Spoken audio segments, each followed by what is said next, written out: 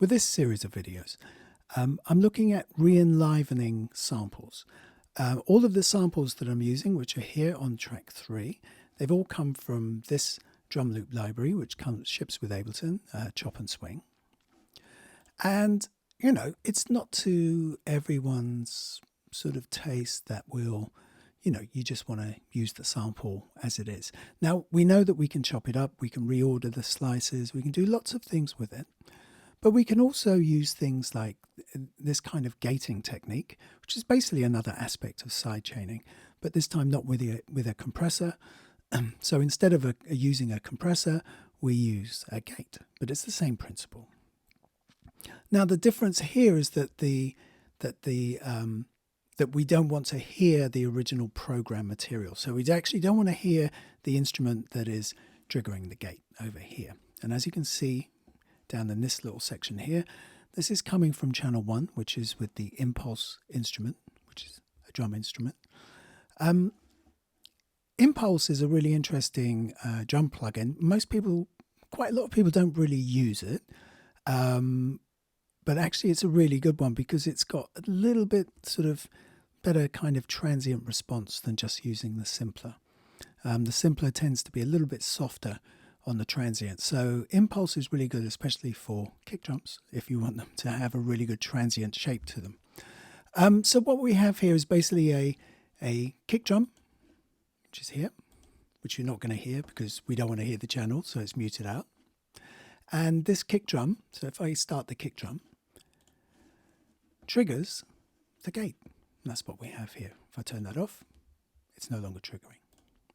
So this is the signal coming in. Now we don't hear anything because the samples, or the sample, the loop, is not playing. So let's have a listen to that. So you've got this rhythmic pattern triggering the gate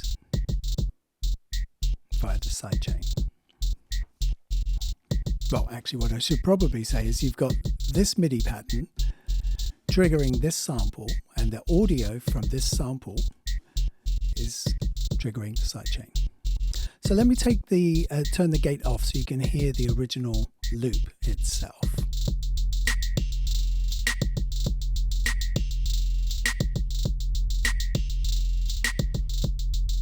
There we go, and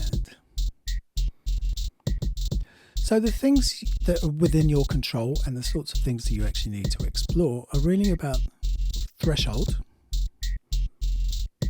So the higher the threshold, you just get a little bit kind of poking through, and you can sort of accentuate that by altering the return. So you can make it really tight, or if you open up the return, you can let much more of the loop through.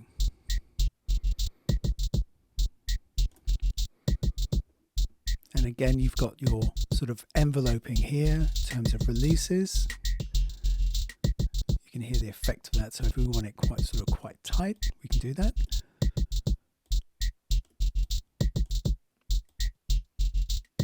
See, you can just hear the rim shot kind of coming through the side stick. So that's probably that we've gone too far, because the moment other elements start to appear is really the point where we sort of start to lose control of the kind of the dynamic shaping of these parts. So something like that works. And again, if we do the floor, you can hear more and more artifacts coming through. So quite tight there. And again, attack, I mean, it's kind of up to you really. Makes it quite soft, and because we're not really relying on this for its kick drum, it might actually be of use or interest to you to go down that way. Now this idea is, you know, I've got two other samples to go with it. I've got a kick drum. Let's just listen to that one. It's just fall on the floor, and I have this percussion part. Now, these parts they're really just there to support the loop. So I want you to be able to hear the loop in a context. So let's listen to those three items together. We've got the kick, we have the percussion loop, and we have the central loop that we're using here. And the kick drum here is opening and closing or triggering the gate. Let me turn this channel back on, and here we go.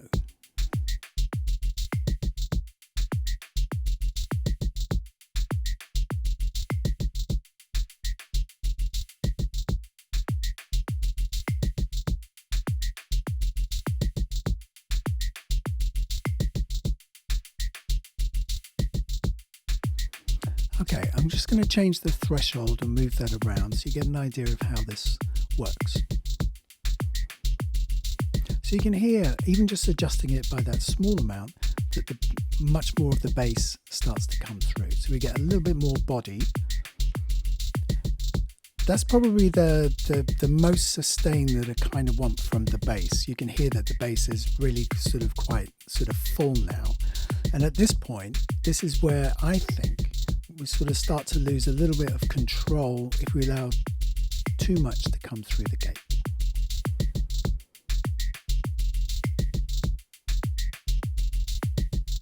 Tightening it up again.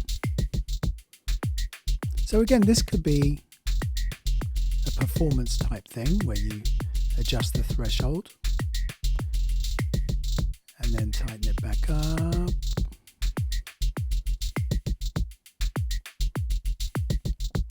So one of the things I'm trying to convince people to do is to interact much more with their plugins and with their samples and with their loops, and actually interact with them and actually capture that as a performance. Like, we know that we can sequence it and that's okay, but in some ways that's pretty dry, really. Whereas if you interact with it, so let's say that I want it to be here, somewhere around about 0.66, and maybe somewhere around about there.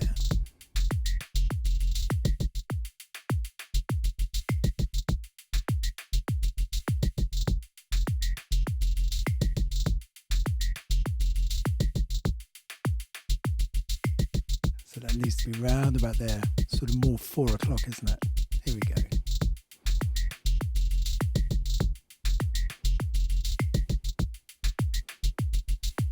Bad, bit too tight.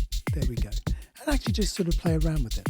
Now, one of the things that you can also do, which I find an interesting position, is basically to flip the controls.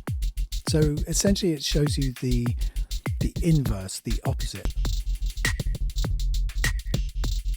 For some things, you know, different loops, it might be quite effective. And again, you have to kind of go around. The controls operate in reverse, right?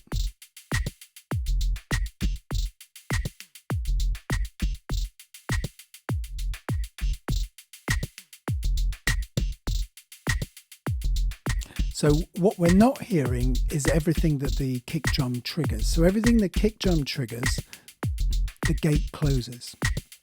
Everything the kick drum is not triggering is what comes through the gate. So now the gate is open.